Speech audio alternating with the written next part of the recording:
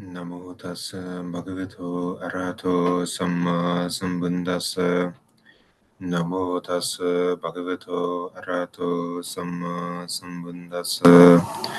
Namo tassa bhagavato arahato samma sambuddhassa. So, Tarawan Saranai, everybody. Today we're going to start a new year with a series of talks on the Bodhipakya Dhammas. So this has been an important topic to my Dhamma practice, and in some places the Buddha mentions it as the heart of his teaching. So we want to take a look at, so maybe first I'll say what these Bodhipakya Dhammas are. And so there are 7 sets of qualities that once we've developed. Sorry, are you still trying to set up? Oh, okay.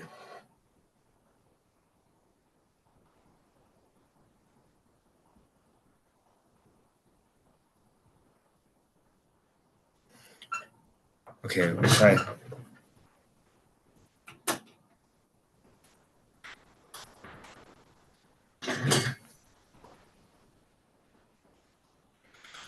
Okay, so we'll start that again, in case you couldn't hear. So, Namo tassa bhagavato arahato samma sambuddhassa. Namo tassa bhagavato arahato samma sambuddhassa. Namo tassa bhagavato arahato samma sambuddhassa. So I said we're going to start our series this year with the topic of the Bodhipakya Dhammas. And so these are 7 sets of qualities that we need to develop if we want to attain enlightenment. So each of the sets is said to be equivalent to developing the Noble Eightfold Path. And well, today we're going to take a quick overview of them. And then in later talks, we're going to look at them set by set. So I want to take an ancient view so we're going to quote some suttas and see what the Buddha had to say about these teachings. And we're also going to try to make it practical. So we're going to look at how these things can apply in daily life. And then we're going to take a look at some ways we can use them to develop our meditation. So first, I'm going to read a short passage from the Mahaparinibbana Sutta. And so in this sutta, the Buddha is explaining the importance of this set of qualities. So quoting a translation by Bhante Ananda Jyoti.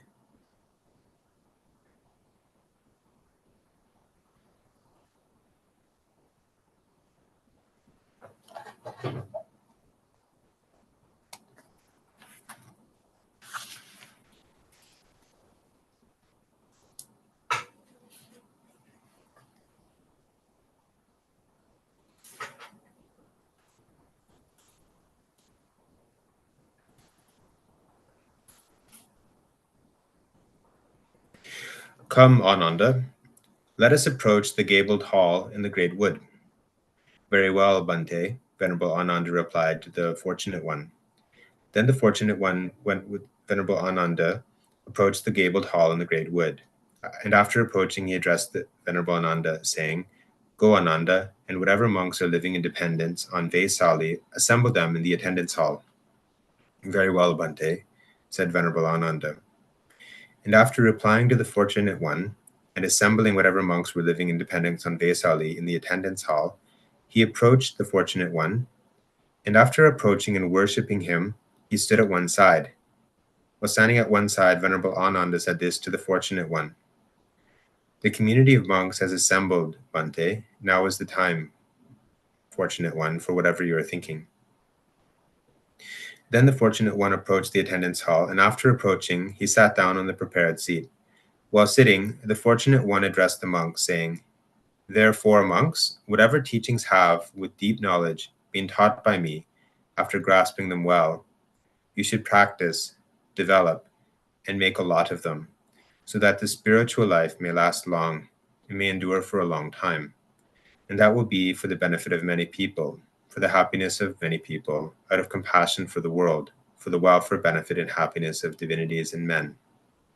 And what are those teachings that have, with deep knowledge, been taught by me, which, after grasping them well, you should practice, develop, and make a lot of them, so that the spiritual life may last long and may endure for a long time. That will be for the benefit of many people, for the happiness of many people, out of compassion for the world, for the welfare, benefit, and happiness of divinities and men.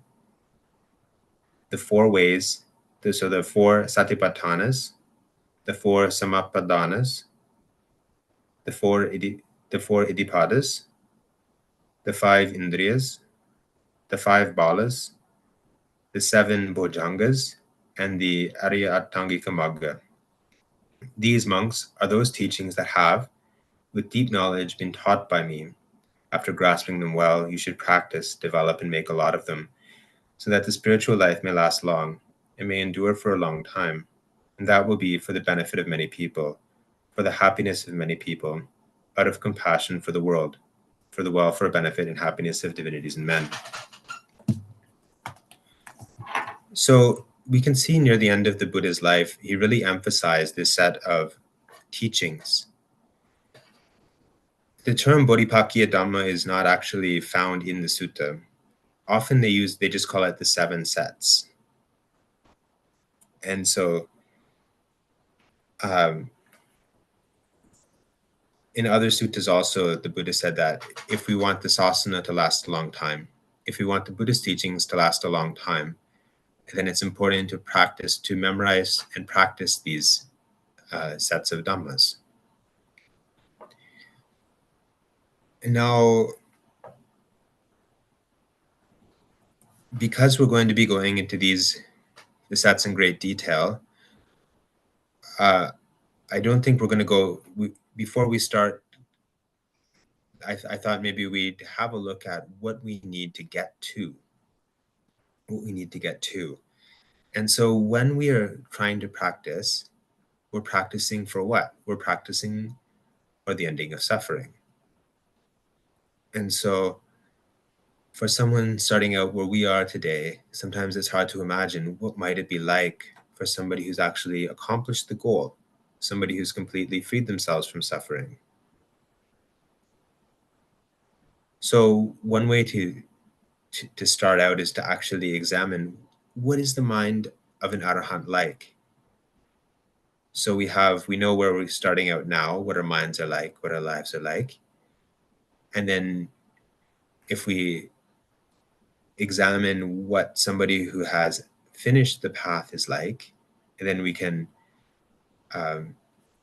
sort of set our sights on something. So we have actually a few descriptions in the Buddhist teachings of the Arahant, somebody who's free of all suffering. And so we have the internal description and the external description. And so then in the external description, the Buddha talks about these four qualities. He talks about bhavita kaya, bhavita sila, bhavita chitta, and bhavita panya. And so these people, they've developed themselves in terms of bhavita sila. And so I'm going to quote Venerable Payutto. He's a scholar monk from Thailand. And so he's going to explain these four qualities, what they mean. And so the significance of this teaching is that when we look at an arahant, because, for example, in the Chanki Sutta, the Buddha recommends that if you're examining a teacher to see if they're enlightened or not, you have to observe their behavior. And so these four qualities are actually a guide. And so if somebody is displaying these things, somebody who's actually fully enlightened, and we examine their behavior, then they will appear this way. They should have these four kinds of development.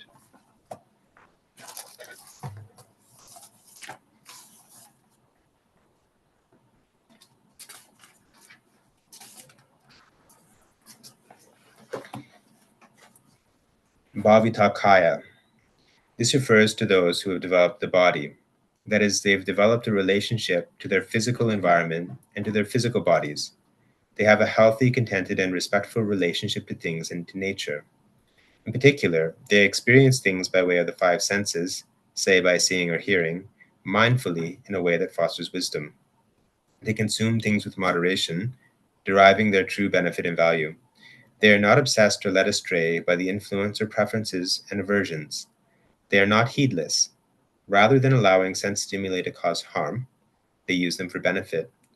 Rather than being dominated by unwholesome states of mind, these individuals nurture wholesome states. So we talk about the six sense bases in Buddhism. So we have the eye door, the ear door, the nose door, the mouth door, the body door, and the mind door. And so all of the things that we're experiencing come through one of these doors.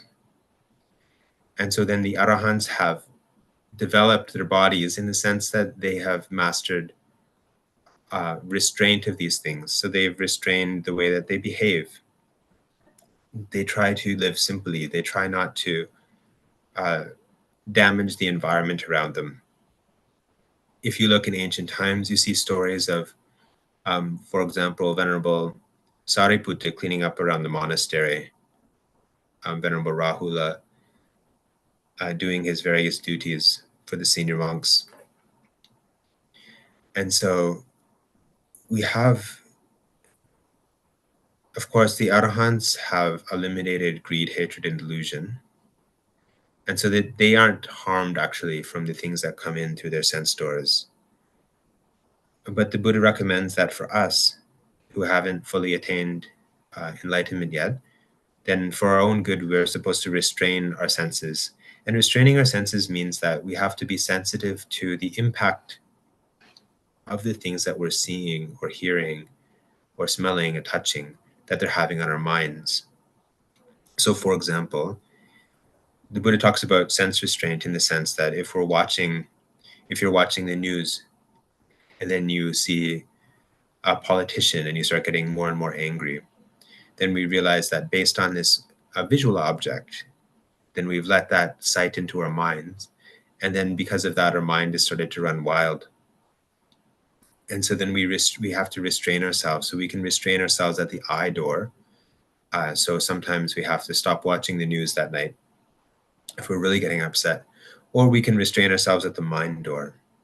And so then we can redirect our thinking to some other topic so that we don't run wild with getting upset about something. So the arahants have mastered these qualities. So they live in harmony with their environment and then they're not damaged by what comes in through their senses. So that's the first quality that the arahants have. So let's look at the second one, the bhavita sila. This refers to those who have developed virtuous conduct and developed their behavior. They act virtuously in regard to society by keeping to a moral code and living harmoniously with others. They do not use physical actions, speech, or their livelihood to oppress others or to create conflict. But instead, they use these activities for self-development, for assisting others, and for the building of a healthy society. So the behavior of enlightened beings is developed in the social realm. And so, for example, if you have an arahant living in a monastery, then they won't cause trouble for the other monks or nuns. They'll try to keep the order. They'll try to settle conflicts. They say, for example, that the Buddha delights in these unity, not division. He recommends that we delight in unity, not division. So we have this second quality, this bhavita sila. And so for us then practicing, then we have to develop our sila according to our station in life. And so sila, it's more than just a moral code. It's more than just sort of 5 precepts or 8 precepts. 227 precepts. So sila refers to our behavior and how it affects those around us.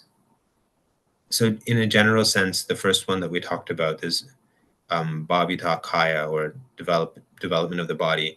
This also comes under sila, because normally when we talk about training, we talk about sila, samadhi, panya. It seems that the Buddha has divided, when it's for people who've already completed the training, then he's divided into 4 categories for some reason. But for us still training, it's sort of the 4 roll up into 3. Okay, so then the 4th one is bhavita chitta, so development of the mind. So this refers to those who have developed their minds. As a result, their minds are lucid, bright, spacious, joyous, and happy. Their minds are full of virtuous qualities like goodwill, compassion, confidence, gratitude, generosity, perseverance, fortitude, patient endurance, tranquility, stability, mindfulness, and concentration. So, of course, the arahants have uprooted the unwholesome states from their minds. And so what remains are wholesome states. They don't live all the time in sort of a dull medium state. It's not really like that. If you remove all of the bad things from your mind, then it's the good things that remain. It's not that you become sort of uninterested in everything. And so if you look in the commentarial tradition, the Abhidhamma tradition, they use the concept of what we call chaitasikas, or mental factors, to try to describe what our minds are like moment by moment. And so then there's a set of chaitasikas that are listed as the wholesome ones. And Venerable Payutto has mentioned some of these in the quote that I just gave. Now, one of the qualities that he's mentioned, one of the qualities that is mentioned in the Abhidhamma is faith, so saddha. And so this counts as a wholesome quality. And then we have saddha, sati. Sati is mindfulness, also counts as a wholesome quality. This is according to the Abhidhamma reckoning. According to the suttas, it's also possible to have unwholesome sati. So some places you can encounter different ideas. And then we have hiri otapa. So hiri otapa is fear of doing things that are wrong, that are morally wrong, and also to feel ashamed or to have some regret if we do something wrong. And so that's hiri otapa. So sometimes people don't realize this counts as a wholesome quality, and it can turn into the unwholesome. If we dwell too long on our mistakes, then of course the wholesome can turn to unwholesome. But hiri otapa also count as wholesome qualities that we're supposed to develop. And then, so there are quite a few of these, but 2 other important ones are aloba and adosa. So then we don't have greed, we don't have anger. So if we have greed or anger in our mind, then we know that our mind has gone off on the wrong course. And so then in the process of training our mind, we need to reduce these things, or try to reduce these things.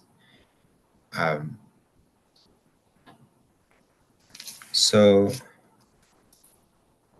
this quality also, this bhavita chitta, it also includes the samadhi practices. So practicing samatha meditation, choosing meditation object, like we'll do later tonight for a few minutes, and trying to concentrate your mind.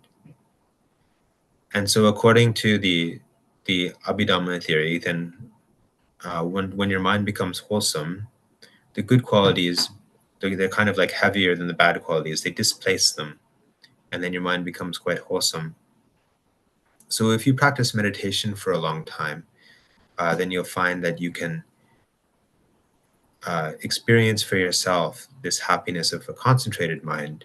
It's like taking a vacation. Normally maybe we can get quite stressed out, but we don't.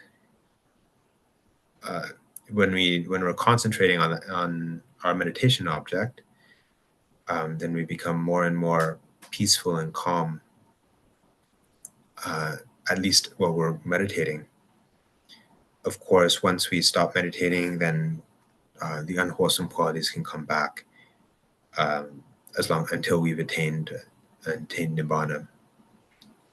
So the fourth quality of an arahant is this bhavita panya, development of wisdom.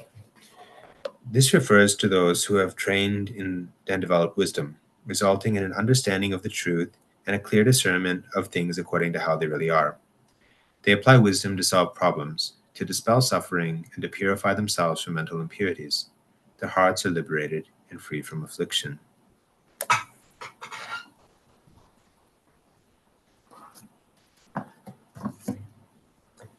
So, developing the wisdom is the highest. It's the highest part of the path, and it's also considered the entry point of the path, because if somebody hasn't developed at least a certain amount of wisdom, then really they're not going to want to practice meditation at all. And so, for example, in the Chula Vedala Sutta, the Arahant nun Dhammadina, she explains that the start of the noble path, the Samma Ditti Samma Sankappa, they count as wisdom, as the wisdom part of the path.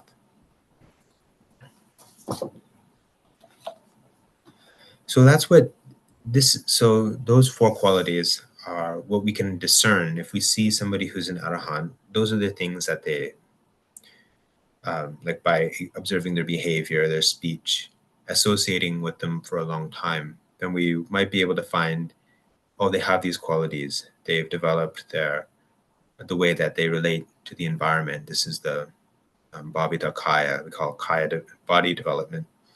And then they develop their behavior, their sila, and their concentration, their good qualities, and then their wisdom.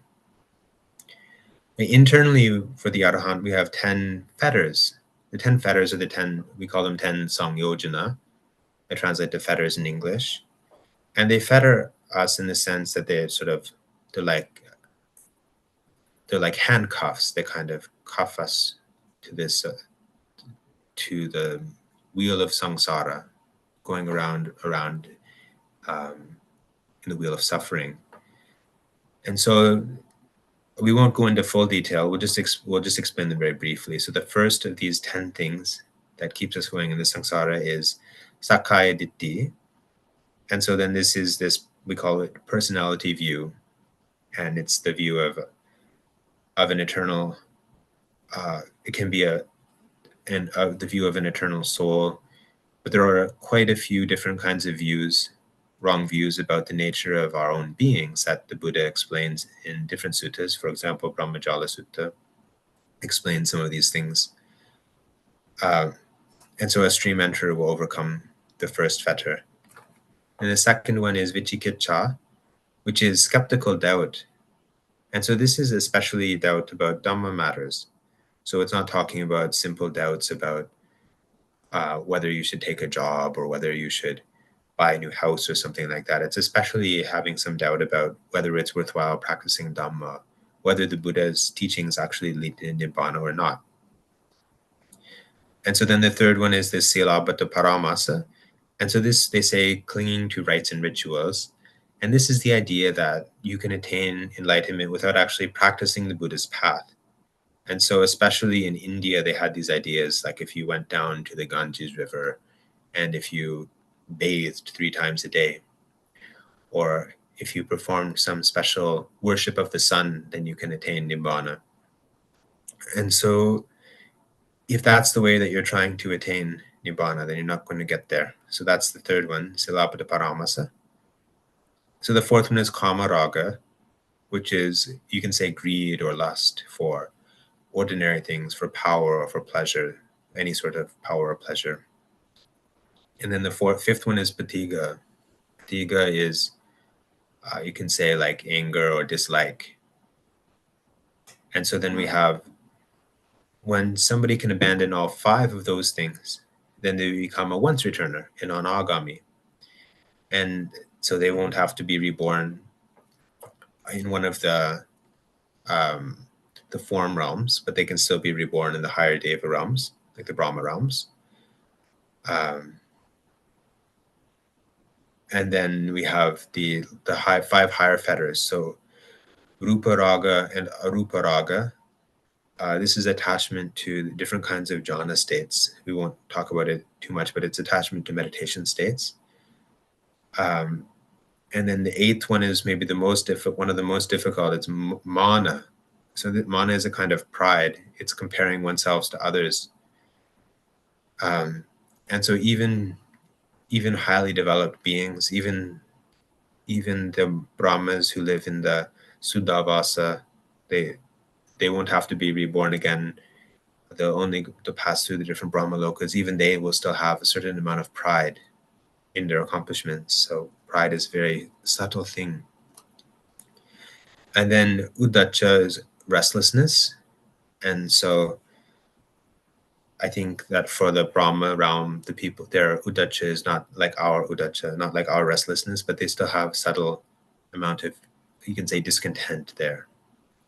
And then the final one is vidya, or ignorance. So of course, when someone is able to finally smash through ignorance, they're able to overcome all suffering and break through to nibbana. So that's just a quick look at the goal. So we know where we're starting at, we know where the goal is. And so then the 7 sets that we're going to describe in the next set of talks, then these are trying to describe the path that leads us to this goal.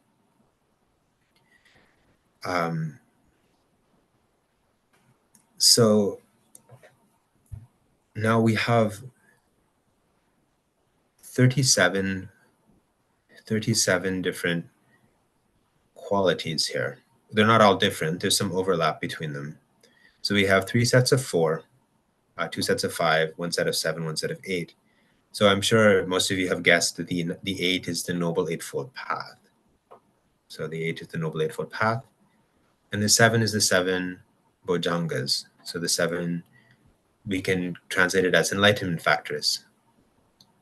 So the 5s are the 5 faculties, the Pancha Indriya, and the 5 powers, the Panchabala.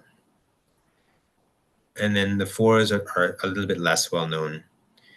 So when it comes to the 4s, of course, we have the 4 Satipatthanas, or the 4 foundations of mindfulness, and we have the 4 Iddhipadas, or we can translate as paths to power, or paths to success.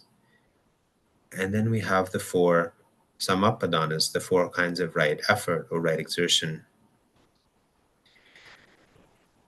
And I thought I would start with the Noble Eightfold Path, but I changed my mind. I thought maybe we can start, maybe we will start in the next few talks with the lower side. We'll start with the ones in the 4s. Maybe we'll start with the 4 Samapadanas. But I found some interesting talk by Ajahn Lee. So Ajahn Lee is the teacher. There's a translator monk named Ajahn Thanissaro. So he teaches meditation in California. He's published a lot of books, and so he's translated some meditation talks from a famous teacher named Ajahn Lee into English. He's also written a book called The Wings to Awakening that's about these Bodhipakya Dhammas. However, I thought the book, I didn't want to quote too much from that book. It's a little bit, he's trying to cover quite a broad range of topics. One of the things that Ajahn Thanissaro mentions in his book is that according the structure of the 37 Bodhipakya Dhammas, it matches the same structure as the Indian musical scale. So he feels that if you look at the language the Buddha was using, he's using similes from tuning a musical instrument. So like tuning our minds so that we can play a beautiful tune or something like that. But I'm not familiar with Indian music, and I don't speak Sanskrit, so I couldn't investigate too much into that. So I thought I would read this little talk by Ajahn Lee. And so he's trying to so he was staying in Thailand He's trying to get a group of his students to meditate. So if it sounds rough, it's not me being rough. He's trying to encourage them to meditate. But he's using the simile of these 4 iddhipadas, which we'll cover in a later talk. So the 4 are chanda, chitta, virya, vimamsa. So chanda is desire, chitta means mind, but here it's sort of like concentration. The virya is effort, and then vimamsa is investigation. So I'm going to read the talk. Then after the talk, we're going to do a short 10-minute meditation sitting. So for the meditation sitting, if you are not familiar with meditation, I'll give a very brief introduction to Anapanasati, but if you're doing some other object, that's also okay. And then after that short meditation session, then we'll have a Q&A. So this is Ajahn Lee's talk from 1957, translation by Ajahn Thanissaro. When a person makes up his mind to do one thing, but then turns around to do something else entirely, the results of his intention simply won't come about. A person like this has to be classed as really stupid, an ingrate to himself, a traitor to himself, like a child who says goodbye to its parents, telling them that it's going to school, but then goes wandering off to see a movie or a traveling show. The parents don't know what's going on. They think the child is at school. By the time they've tracked down the truth, they will have wasted a lot of time. In this way, the child harms itself in 4 ways. 1. There's bad karma of having deceived its parents. 2. It throws away the money the parents paid for its tuition. 3. It stays ignorant and doesn't pick up any of the knowledge it would have gained at school. And 4. Death keeps creeping closer day by day. The child itself eventually becomes a parent, yet it can't even read or write 3 letters of the alphabet. In the same way, when you aren't really intent on your practice, when you come and sit here meditating but your mind isn't with the body, it goes wandering off to think about things unrelated to the Dhamma, thinking about things at home, thinking about your children or grandchildren, thinking about this person or that, thinking about things ahead or behind. Your mind isn't established in stillness. Your eyes are closed, but your mind slips off to look for fun with different kinds of preoccupations. Sometimes you meet up with dogs and cats, so you play with dogs and cats. When this happens, you harm yourself in the same ways. First is the bad karma of deceiving your teacher, telling him you're going to practice concentration, but then not doing it. Second, the teacher doesn't know what's going on, and so teaches the Dhamma until his mouth runs out of saliva, with no results to show for it. 3. You yourself stay ignorant. You sit and meditate for 3 years, but don't get anything out of it. If people ask you about the practice, they can't get any sense out of you, which reflects badly on the teacher. And 4. When death comes, you'll die with pain and hardship, with no inner wealth to take along to the next life. So you'll keep spinning around in death and rebirth for who knows how many lives, without ever getting to Nibbana. All of this comes from not really being intent. If you're really intent on practicing the Dhamma, then no matter what, you'll have to get results, large or small, depending on the strength of what you can do. If you're going to meditate, be intent on meditating. If you're going to listen to the Dhamma, be intent on listening. If you're going to speak, be intent on speaking. Whatever you do, be intent on what you're doing. That way, you'll get the results you want from your actions. To get results, your intent has to be composed of the 4 bases for success. In other words, chanda, like what you're doing. If you're going to meditate, be content to stay mindful with the breath. Virya, be persistent and don't get discouraged. Even though there may be pains in the body, you endure them. Chitta, give your full mind to what you're doing. Don't just play around. Don't let your mind wander off to think of other things. Vimamsa, when you really do the meditation, you contemplate to see what gives rise to a sense of peace and ease in the body and mind. When your meditation is composed of these 4 factors in full, it's as if you're sitting on a chair with 4 good legs. You won't have to fear that the chair will start tilting or fall over. This is different from a person who's sitting on a chair with only 2 legs or 1. If anyone happens to brush past, he may tip over or fall flat on his back. But if you're sitting on a chair with 4 good legs, then even if someone runs into you, or grabs hold of a chair to give it a shake. You needn't be afraid of falling off. Even if they pick up the chair and move it somewhere else, you'll still be able to sit on it in comfort. You don't have any fear of danger at all. So Ajahn is sort of encouraging us to be very intent on our meditation in our Dhamma practice. And so he gave us the advice with these four iddhipadas. So let's give it a try for 10 minutes. So if you're not familiar with meditation, then you can focus on your breath, focus on the in-breath and the out-breath. You can focus at the nostrils or any place that you can feel, where you can feel the breath clearly. Try to sit upright in a relaxed posture. And don't force your mind too much. If you start thinking, if your mind wanders off, you just gently bring it back to the breathing in and breathing out. So we want our mind, the important thing about the meditation is not actually the breath, it's actually our mind. So we want our mind to start to settle down on the breath.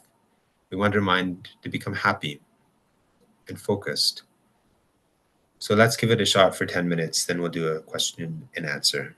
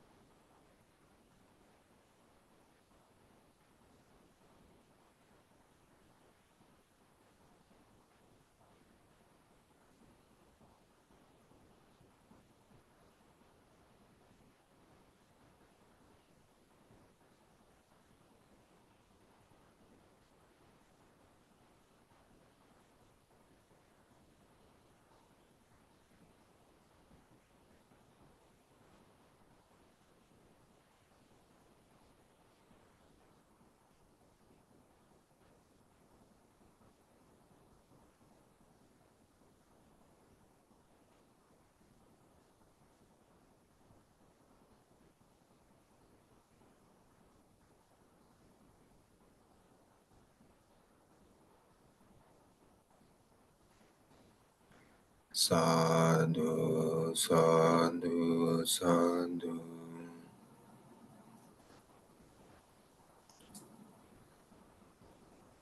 So if there are any questions, we can take them now. Otherwise, we'll quickly share merits and end.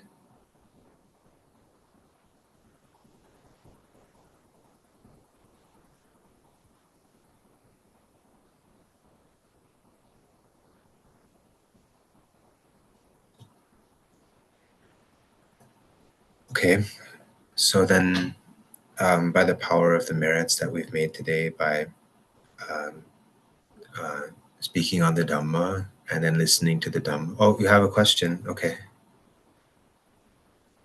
Sanuki has a question? Yes, what is, as you said before, what does intent mean? Intention. They've just used the word intent instead of intention. Oh, okay. Thank you.